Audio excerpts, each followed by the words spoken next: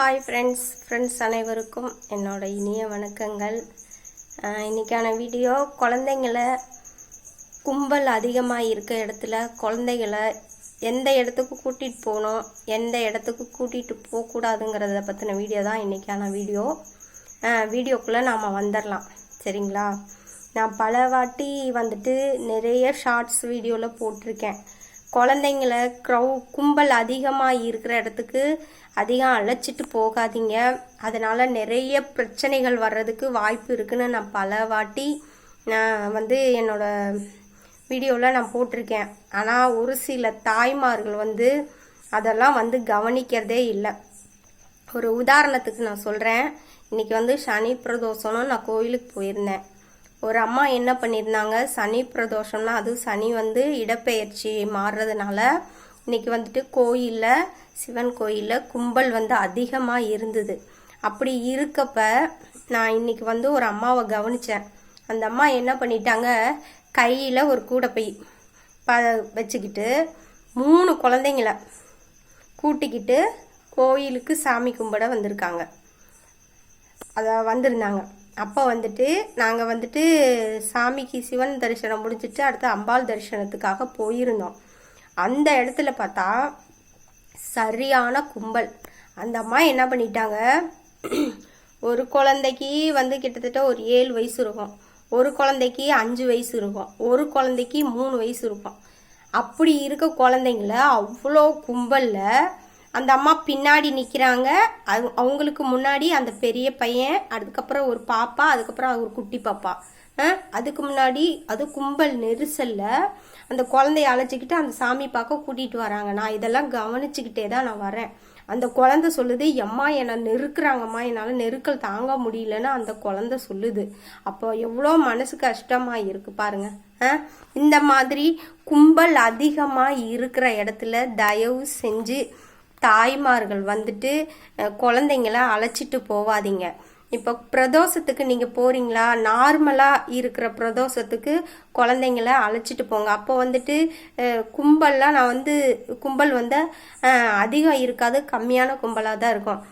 அந்த மாதிரி இருக்கப்போ நீங்கள் குழந்தைங்கள அழைச்சிட்டு போங்க. இந்த முக்கியமான விசேஷ நாளில் கும்பல் அதிகமாக இருக்கிறப்ப தயவு செஞ்சு எந்த ஒரு இடத்துக்குமே குழந்தைங்கள தயவு செஞ்சு அழைச்சிட்டு போகாதீங்க, சரிங்களா?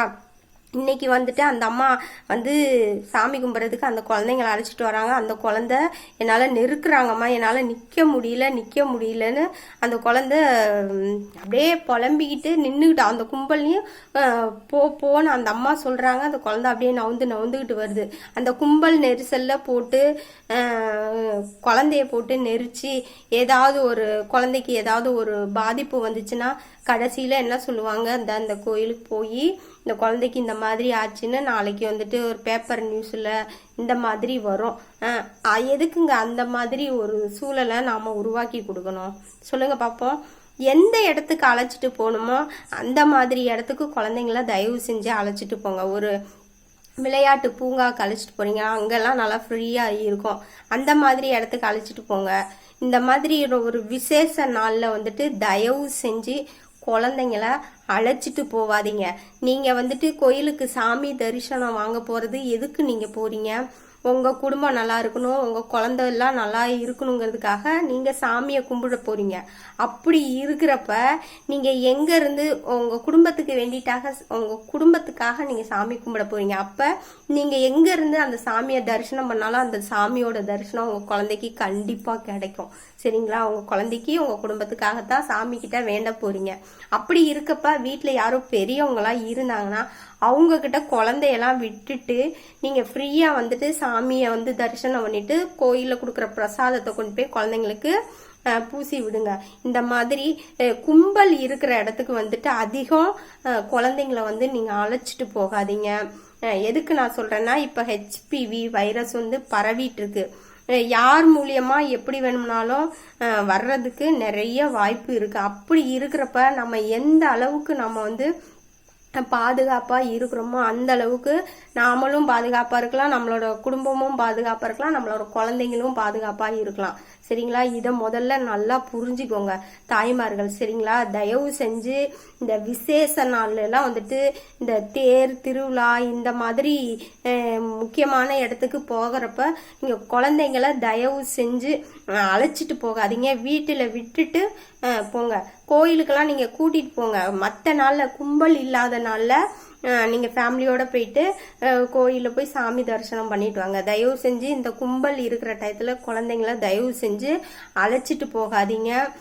எதுக்கு நான் சொல்கிறேன்னா, அது கோயிலுக்கு நம்ம எது சம்மந்தமாக நம்ம போகிற இடத்துல குழந்தைக்கு ஏதாவது ஒரு அசம்பாவிதம் ஆச்சுன்னா அது யாருக்குங்க நஷ்டம்? நம்மளுக்கு தானே நஷ்டம். அப்போ அதை தாய்மார்கள் நல்லா புரிஞ்சுக்கோங்க. சரிங்களா? அது மட்டும் இல்லை, அதை விடுங்க. அடுத்தது இன்னைக்கு சாயங்காலம் நான் கோயிலுக்கு போவேல பஸ் ஸ்டாப்பில் பார்க்குறேன். அந்த அம்மா என்ன பண்ணுறாங்க, ஜாமான் வாங்கிட்டு இருக்காங்க. ஜாமான் வாங்கிட்டு இருக்கையில ஜாமானை தான் வாங்குறாங்களோ தவிர அந்த குழந்தை என்ன பண்ணுது, அங்கிட்டு ஓடுது இங்கிட்டு ஓடுது. நான் அதெல்லாம் கவனிச்சுக்கிட்டே தான் இருக்கிறேன்.